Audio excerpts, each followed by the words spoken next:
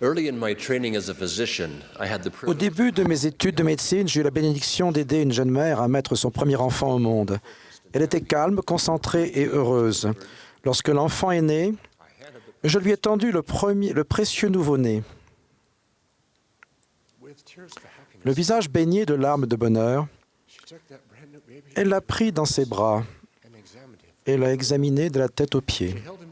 Elle l'a serré contre elle et lui a donné l'amour que seule une mère peut donner. C'était un honneur d'être dans cette pièce avec elle. C'est ainsi que la vie a commencé pour chacun de nous. Mais notre naissance était-elle vraiment le commencement? Le monde voit la naissance et la mort comme le début et la fin. Mais grâce au saint plan de Dieu, nous savons que la naissance et la mort ne sont en fait que des étapes de notre voyage vers la vie éternelle auprès de notre Père Céleste. Elles sont des éléments essentiels du plan de notre Père Céleste, des moments sacrés où la condition mortelle et le ciel se croisent. Aujourd'hui, en réfléchissant à ce que j'ai appris en observant la naissance et la mort au cours de mes années de pratique médicale et de service dans l'Église, je veux témoigner du plan glorieux de notre Père. Avant de naître, nous vivions avec Dieu, le Père de notre esprit. Nous qui sommes sur la terre sommes littéralement frères et sœurs dans sa famille et chacun de nous est précieux à ses yeux. Nous avons vécu avec lui pendant des éternités avant de venir sur terre et nous avons appris, fait des choix et nous sommes préparés. Parce qu'il nous aime, notre Père Céleste veut que nous ayons le plus grand don qu'il peut offrir, le don de la vie éternelle. Il ne pouvait pas simplement nous donner ce don. Nous devions le recevoir en le choisissant, lui et ses voies. Il fallait pour cela que nous quittions sa présence et commencions un parcours merveilleux et exigeant de foi, de développement et de transformation. Le voyage que notre Père a préparé pour nous s'appelle le plan du salut ou le plan du bonheur. Au cours d'un grand conseil prémortel, notre Père nous a présenté son plan.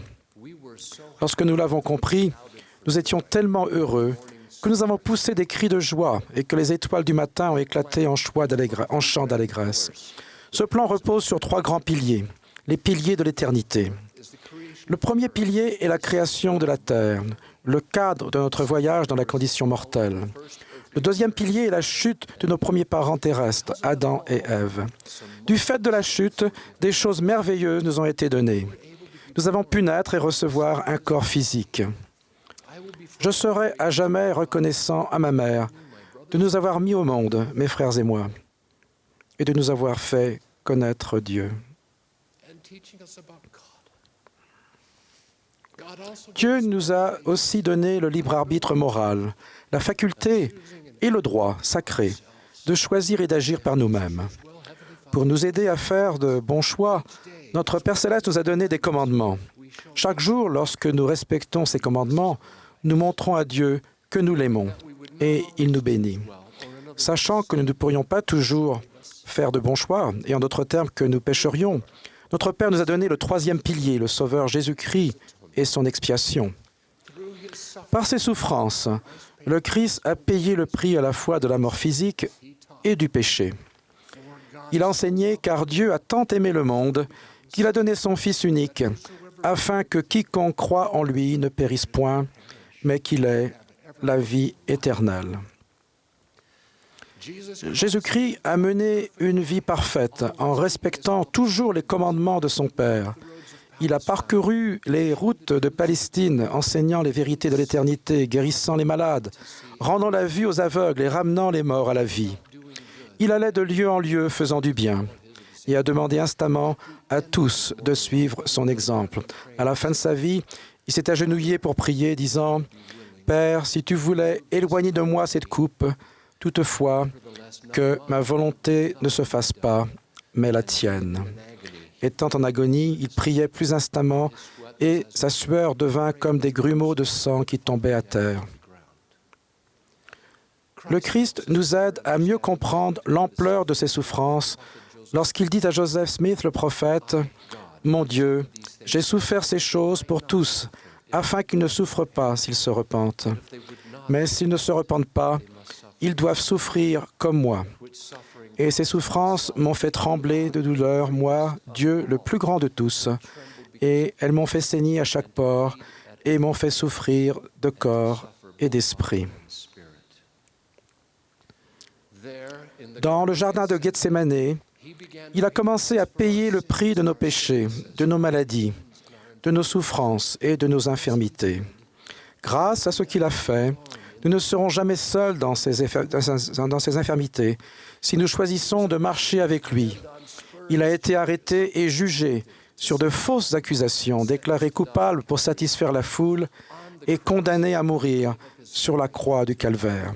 Il a donné sa vie sur la croix pour expier pour les péchés de toute l'humanité, don inestimable fait par procuration pour toutes les personnes qui vivraient sur la terre. Il a déclaré « Voici, je suis Jésus-Christ, dont les prophètes ont témoigné qu'il viendrait au monde. Et voici, je suis la lumière et la vie du monde. Et j'ai bu à cette coupe amère que le Père m'a donnée. Et j'ai glorifié le Père en prenant sur moi les péchés du monde. » Puis, le premier jour de la semaine, il s'est levé du tombeau avec un corps parfait ressuscité pour ne plus jamais mourir. Et parce qu'il est ressuscité, nous ressusciterons aussi. Je témoigne que le Christ s'est effectivement levé du tombeau, mais pour cela, il devait d'abord mourir. Et il en est de même pour nous tous. Une autre des grandes bénédictions que j'ai eues a été de ressentir la proximité des cieux en étant au chevet de personnes mourantes.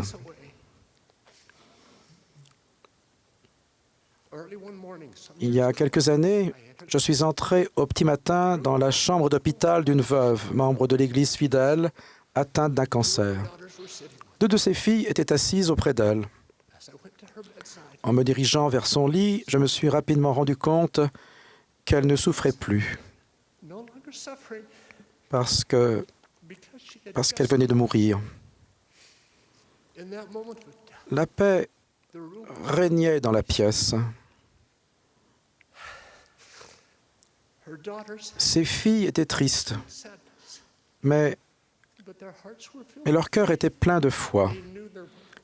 Elles savaient que leur mère n'avait pas disparu, mais elle était retournée dans son foyer céleste.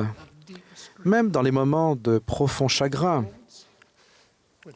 dans les moments où le temps s'arrête et où la vie semble tellement injuste, nous pouvons trouver du réconfort auprès de notre Sauveur, parce que lui aussi a souffert. C'était pour moi un honneur d'être présent dans cette pièce. Lorsque nous mourons, notre esprit quitte notre corps et nous passons à l'étape suivante de notre voyage, le monde des esprits. C'est un lieu d'apprentissage, de repentir, de pardon et de transformation où nous attendons la résurrection. Dans un jour glorieux à venir, toutes les personnes qui ont vécu sur la terre se lèveront du tombeau. Notre esprit et notre corps physique seront réunis dans leur forme parfaite. Tout le monde ressuscitera, jeunes et vieux, hommes et femmes, méchants et justes, et chaque chose sera rendue à sa forme parfaite. Après la résurrection, nous aurons la bénédiction suprême d'être jugés par notre Sauveur qui a dit « J'attirerai tous les hommes à moi, afin qu'ils soient jugés selon leurs œuvres. Et il arrivera que quiconque se repent et est baptisé en mon nom sera rassasié.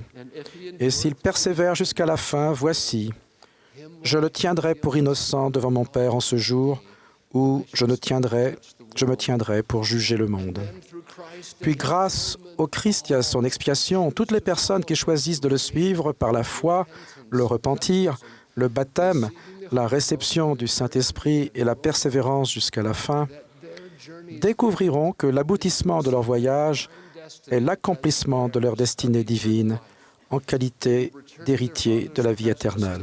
Elles retourneront en présence de leur Père pour vivre avec lui éternellement. Puissions-nous faire le bon choix. Notre existence est beaucoup plus que la période qui s'écoule entre la naissance et la mort. Je vous invite à aller au Christ et à le suivre. J'invite tous les membres de l'Église de Jésus-Christ des Saints des Derniers Jours à aller au Christ chaque jour, à être rendus parfaits en lui et à se refuser toute impiété, afin que grâce à l'effusion du sang du Christ, ils deviennent saints sans tache. J'invite toutes les personnes qui ne sont pas membres de cette Église à lire le livre de Mormon et à écouter les missionnaires. Venez, faites preuve de foi et repentez-vous de vos péchés. Venez, soyez baptisés et recevez le Saint-Esprit. Venez vivre une vie heureuse, remplie de la présence du Christ.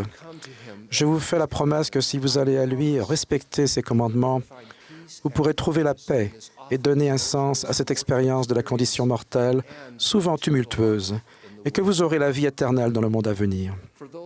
Quant à vous qui avez connu ces vérités et qui, pour une raison ou une autre, vous en êtes éloignés, je vous invite à revenir. Revenez aujourd'hui. Notre Père et le Sauveur vous aiment. Je témoigne que le Christ a le pouvoir de répondre à vos questions, de vous guérir de vos souffrances et de vos chagrins, et de pardonner vos péchés. Je sais que c'est vrai. Je sais que toutes ces choses sont vraies. Le Christ est vivant. Cette Église est la sienne. Au nom de Jésus-Christ. Amen.